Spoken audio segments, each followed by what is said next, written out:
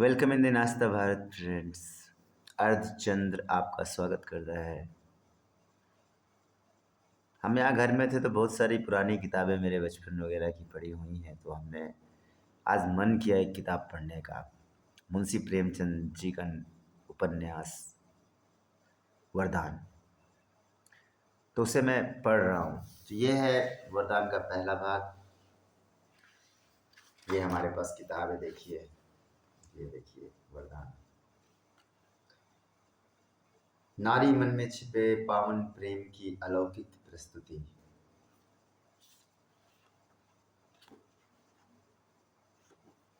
संवेदनाओं की गहरी पैठ उन्हें महसूस करना। ये किताब मनोज पब्लिकेशन से प्रकाशित हुई है। 1999 का संस्करण है। पेपर बैक संस्करण 30 रुपीज़ का था। सजिल्ड 60 रुपीज़ का था। Naveen Sadra, Delhi, Adarsh printers. Point to be mentioned. संवेदनाओं की गहरी पैठ उन्हें महसूस करना और फिर उन्हें इतनी सहजता से शब्दों में ढाल देना कि पढ़ने वाले को सब कुछ आप बीता सा लगे। परत दर परत समस्याओं को इस तरह उधेड़ना कि जवाब खुद मिल जाए। दूसरे को उसकी गलतियों का एहसास इतनी संजीदगी से कराना कि वह चाहते हुए भी गलती को दोहरा न सके। ये सारी खासियतें थी हिंदी साहित्य के गौरव मुंशी प्रेमचंद में। प्रेमचंद, वो प्रेमचंद्र नहीं है जैसे हम अर्धचंद्र हैं। ये है प्रेमचंद। चंद रोज और मेरी जान। हमने उसी अमर साहित्यकार की कृतियों को एक आम पाठक तक पहुंचाने का संकल्प किया है। प्रस्तुत है उसी श्रृंखला में मुंशी प्रेमचंद की अनुपम कृति वरदान। नारी मन में छिपे ऐसे पावन प्रेम की प्रस्तुति जिसे माधवी को जन जन में प्रेम व प्रसन्नता बांटती मीरा बना दिया। जिसने माधवी को वरदान, नारी मन में छिपे ऐसे पावन प्रेम की प्रस्तुति जिसने माधवी को जन्म मन में प्रेम व प्रसन्नता बांटती मीरा बना दिया। शुरू करते हैं दोस्तों वरदान का पहला भाग। विंध्याचल पर्वत मध्य रात्रि के निविड़ अंधकार में काले देव की भांति खड़ा था। उस पर उगे हुए छोटे छोटे वृक्ष इस प्रकार दृष्टिगोचर होते थे मानो ये उसकी जटाएं हैं। और अष्टभुजा देवी का मंदिर जिसके कलश पर श्वेत पताकाएं वायु की मंद मंद तरंगों से लहरा रही थी, उस देव का मस्तक है। मंदिर में एक झिलमिलाता हुआ दीपक था जिसे देखकर किसी धुंधले तारे का भान हो जाता था। अर्धरात्रि व्यतीत हो चुकी थी। चारों ओर भयावह सन्नाटा छाया हुआ था। गंगा जी की काली तरंगे पर्वत के नीचे सुखद प्रवाह से बह रही थी। उनके बहाव से एक मनोरंजक राग की ध्वनि निकल रही थी। ठौर ठौर नावों पर और किनारों के आसपास मल्लाहों के चूल्हों की आंच दिखाई देती थी। ऐसे समय में एक श्वेत वस्त्र धारिणी स्त्री अष्टभुजा देवी के सम्मुख हाथ बांधे बैठी हुई थी। उसका प्रौढ़ मुखमंडल पीला था और भावों से कुलीनता प्रकट होती थी। उसने देर तक सिर झुकाए रहने के पश्चात कहा, माता, आज 20 वर्ष से कोई मंगलवार ऐसा नहीं गया जबकि मैंने तुम्हारे चरणों पर सिर ना झुकाया हो। एक दिन भी ऐसा नहीं गया जबकि मैंने तुम्हारे चरणों का ध्यान ना किया हो। तुम जगत तारिणी महारानी हो। तुम्हारी इतनी सेवा करने पर भी मेरे मन की अभिलाषा पूरी ना हुई। मैं तुम्हें छोड़कर कहाँ जाऊं? माता, मैंने सैकड़ों व्रत रखे, देवताओं की उपासनाएं की, तीर्थ यात्राएं की, परंतु मनोरथ पूरा ना हुआ। तब तुम्हारी शरण आई। अब तुम्हें छोड़कर कहाँ जाऊं? तुमने सदा अपने भक्तों की इच्छाएं पूरी की हैं। क्या मैं तुम्हारे दरबार से निराश हो जाऊं? सुमामा इसी प्रकार देर तक गिनती करती रही। अकस्मात उसके चित्त पर अचेत करने वाले अनुराग का आक्रमण हुआ। उसकी आंखें बंद हो गईं और कान में ध्वनि आई, सुमामा, मैं तुमसे प्रसन्न हूं, मांग। क्या मांगती है? सुमामा रोमांचित हो गई। उसका हृदय धड़कने लगा। आज 20 वर्ष के पश्चात महारानी ने उसे दर्शन दिए। वह कांपती हुई बोली, जो कुछ मांगूंगी वह महारानी देंगी? हाँ, मिलेगा। मैंने बड़ी तपस्या की है, अतएव बड़ा भारी वरदान मांगूंगी। क्या लेगी? कुबेर का धन? नहीं। इंद्र का बल नहीं, सरस्वती की विद्या नहीं, फिर क्या लेगी संसार का सबसे उत्तम पदार्थ? वह क्या है? सपूत बेटा, जो कुल का नाम रोशन करे नहीं, जो माता पिता की सेवा करे नहीं, जो विद्वान और बलवान हो नहीं, फिर सपूत बेटा किसे कहते हैं? जो अपने देश का उपकार करे। तेरी बुद्धि को धन है, चाह तेरी इच्छा पूरी हो। मुंशी सालीग्राम बनारस के पुराने रईस थे। जीवन वृत्ति वकालत थी और पैतृक संपत्ति भी अधिक थी। दशाश्वमेध घाट पर उनका वैभवान्वित गृह आकाश को स्पर्श करता था। उदार ऐसे कि 25-30 हजार की वार्षिक आय भी व्यय को पूरी न होती थी। साधु ब्राह्मणों के बड़े श्रद्धावान थे। वे जो कुछ कमाते हुए स्वयं ब्रह्म भोज और साधुओं के भंडारे एवं सत्कार में व्यय हो जाता। नगर में कोई साधु महात्मा आ जाए, वह मुंशी जी का अतिथि। संस्कृत के ऐसे विद्वान की बड़े बड़े पंडित उनका लोहा मानते थे। वेदांती सिद्धांतों के वे अनुयायी थे। उनके चित्त की प्रवृत्ति वैराग्य की ओर थी। मुंशी जी को स्वभावतः बच्चों से बहुत प्रेम था। मोहल्ले भर के बच्चे उनके प्रेम वारी से अभिसिंचित होते रहते थे। जब वे घर से निकलते थे तब बालकों का एक दल उनके साथ होता था। एक दिन कोई पाषाण हृदया माता अपने बच्चे को मार रही थी। लड़का बिलख बिलख कर रो रहा था। मुंशी जी से ना रहा गया। दौड़े बच्चे को गोद में उठा लिया और स्त्री के सम्मुख अपना सिर झुका दिया। स्त्री ने उस दिन से अपने लड़के को ना मारने की शपथ खा ली। जो मनुष्य दूसरों के बालकों का ऐसा स्नेही हो, वह अपने बालक को कितना प्यार करेगा, सो अनुमान से बाहर है। जब से पुत्र पैदा हुआ, मुंशी जी संसार के सब कार्यों से अलग हो गए। कहीं वे लड़के को हिंडोले में झुला रहे हैं और प्रसन्न हो रहे हैं, कहीं वे उसे एक सुंदर बैलगाड़ी में बैठाकर स्वयं खींच रहे हैं। एक क्षण के लिए भी उसे अपने पास से दूर नहीं करते थे। वे बच्चे के स्नेह में अपने को भूल गए थे। सुवामा ने लड़के का नाम प्रताप चंद्र रखा था। जैसा नाम था वैसे उसमें गुण भी थे। वह अत्यंत प्रतिभाशाली और रूपवान था। जब वह बातें करता सुनने वाले मुग्ध हो जाते हैं। भव्य ललाट दमक दमक करता था। अंग ऐसे पुष्ट की द्विगुण वाले लड़कों को भी वह कुछ ना समझता था।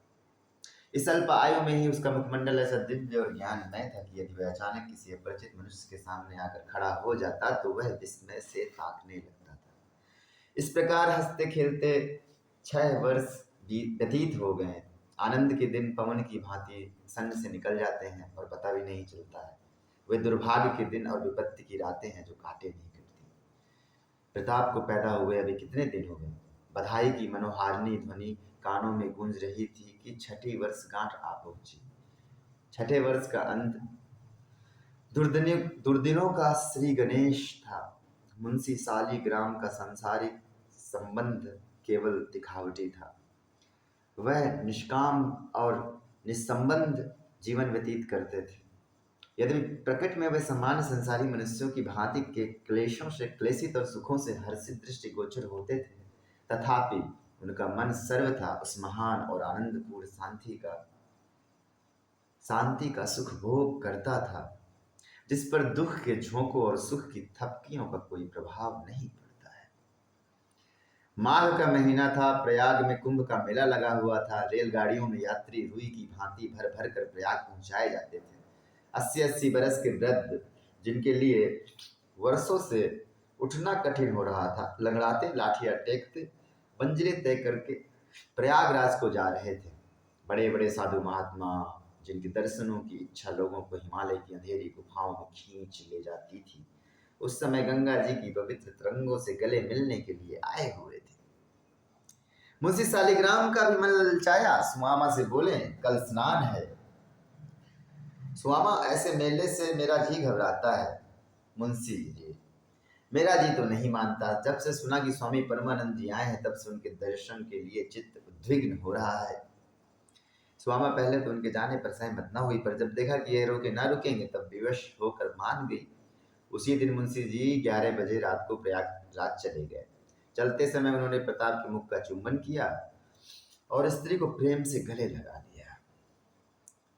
सुवामा ने उस समय देखा कि उनके नेत्र सजल हैं और उसका कलेजा धक धक से हो गया।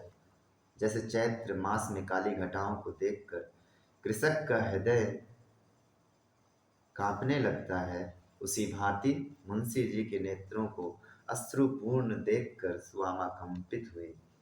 अश्रु की वे बूंदें वैराग्य और त्याग का अगाध समुद्र थीं। देखने में वे जैसे नन्हे जल के कण थी, पर थी वे कितनी गंभीर और विस्तीर्ण। उधर मुंशी जी घर के बाहर निकले और इधर सुवामा ने एक ठंडी सांस ली। किसी ने उसके हृदय में यह कहा कि अब तुझे अपने पति के दर्शन ना होंगे। एक दिन बीता, 2 दिन बीते, चौथा दिन आया और रात हो गई, यहाँ तक कि पूरा सप्ताह बीत गया, पर मुंशी जी ना आए। तब तो सुवामा को आकुलता होने लगी। तार दिए, आदमी दौड़ाए, पर कुछ पता न चला। दूसरा सप्ताह भी इसी प्रयत्न में समाप्त हो गया। मुंशी जी के लौटने की जो कुछ आशा शेष थी वह सब मिट्टी में मिल गई। मुंशी जी का अदृश्य होना उनके कुटुंब मात्र के लिए नहीं, वरन सारे नगर के लिए एक शोकपूर्ण घटना थी। हाटों में, दुकानों पर, हथाइयों में, अर्थात चारों ओर यही वार्तालाप होता था। जो सुनता वही शोक करता। क्या धनी, क्या निर्धन, यह शोक सबको था। उनके कारण चारों ओर उत्साह फैला रहता था। अब एक उदासी छा। जिन गलियों से वे बालकों का झुंड लेकर निकलते थे, वहां अब धूल उड़ रही थी। बच्चे बराबर उनके पास जाने के लिए रोते और हट करते थे। उन बेचारों को यह सुध कहाँ थी कि अब प्रमोद सभा भंग हो गई है।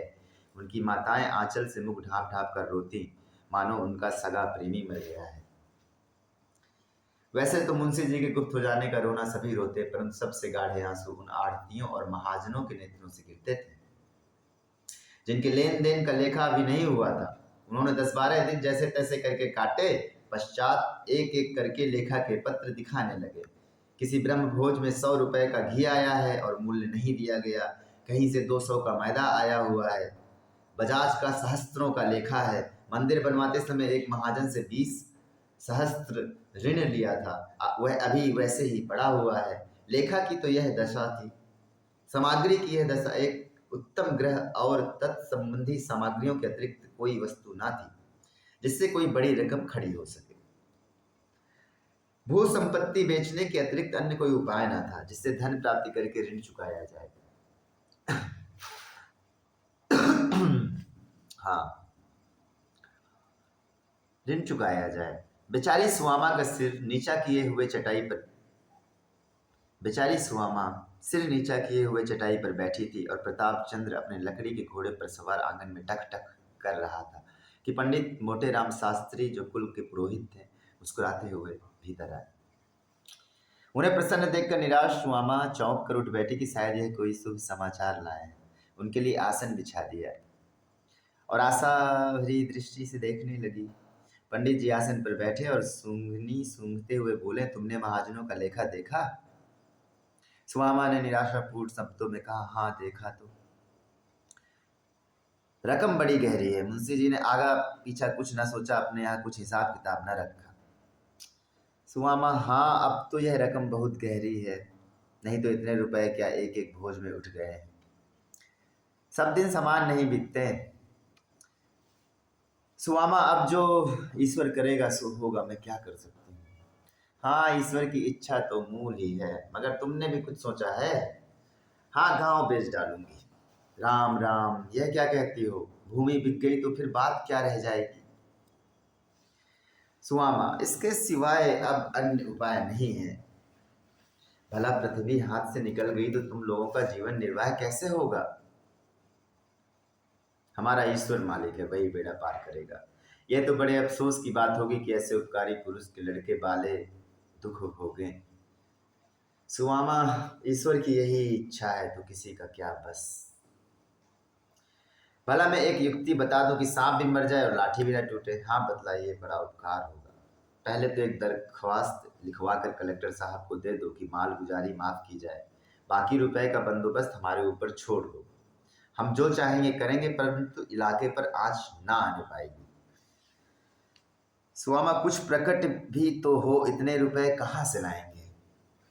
तुम्हारे लिए रुपए की क्या कमी है? मुंशी जी के नाम पर बिना लिखा पढ़े के 50,000 रुपए का बंदोबस्त हो जाना कोई बड़ी बात नहीं है। सच तो यह है कि रुपया रखा हुआ है, तुम्हारे मुंह से हाँ निकलने की देर है। नगर के भद्र पुरुषों ने एकत्र किया होगा। हाँ, बात की बात में रुपया एकत्र हो गया। साहब का इशारा बहुत था। कर मुक्ति के लिए प्रार्थना पत्र मुझसे न लिखवाया जाएगा और ना मैं अपने स्वामी के नाम पर ऋण ही लेना चाहती हूँ। मैं सबका एक एक पैसा अपने गांव से ही चुका दूंगी। यह कहकर सुआमा ने रुखाई के से मुंह फेर लिया और उसके पीले तथा शोकान्वित बदन पर क्रोध सा झलकने लगा। मोटे राम ने देखा कि बात बिगड़ना चाहती है तो संभल कर बोले, अच्छा, जैसी तुम्हारी इच्छा। इसमें कोई जबरदस्ती नहीं है, मगर यदि हमने तुमको किसी प्रकार का दुख उठाते देखा तो उस दिन प्रलय हो जाएगा। बस इतना समझ लो। तो आप क्या यह चाहते हैं कि मैं अपने पति के नाम पर दूसरों की कृतज्ञता का भार रखूं? मैं इसी घर में जल मरूंगी, अनशन करते करते मर जाऊंगी, पर किसी की उपकृत न मरूंगी।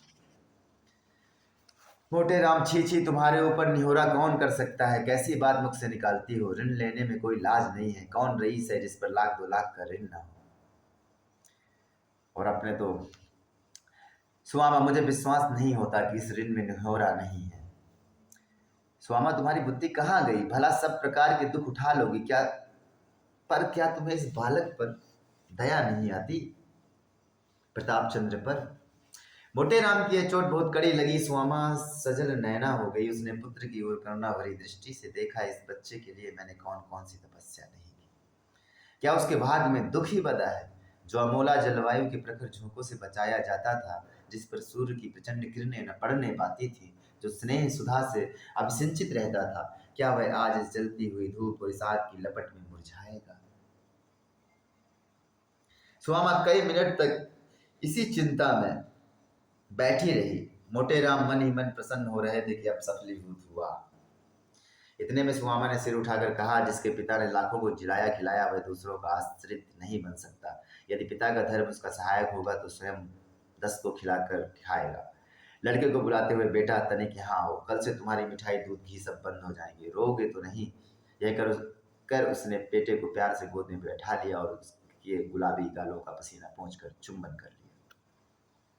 प्रताप, क्या कहा? कल से मिठाई बंद होगी? क्यों, क्या हलवाई की दुकान पर मिठाई नहीं है? मिठाई तो है, पर उसका रुपया कौन देगा? हम बड़े होंगे तो उसको बहुत सारा रुपया देंगे। चल, चक चक चक चक, देख माँ कैसा तेज घोड़ा है। सुहामा की आंखों में फिर जल भर आया। हा हंत, इस सौंदर्य और सुकुमारता की मूर्ति पर अभी से दरिद्रता की आपत्तियां आ जाएंगी। नहीं नहीं, मैं स्वयं सब भोग लूंगी, परंतु अपने प्राण प्यारे बच्चे के ऊपर आपत्ति की परछाई तक ना आने। माता तो यह सोच रही थी और प्रताप अपने हठी और मुंहजोर घोड़े पर चढ़ने में पूर्ण शक्ति से लीन हो रहा था। बच्चे मन के राजा होते हैं। अभिप्राय यह है कि मोटेराम ने बहुत जाल फैलाया, विविध प्रकार का वाक चातुर्य दिखलाया, परंतु सुआमा ने एक बार नहीं करके हाँ ना की।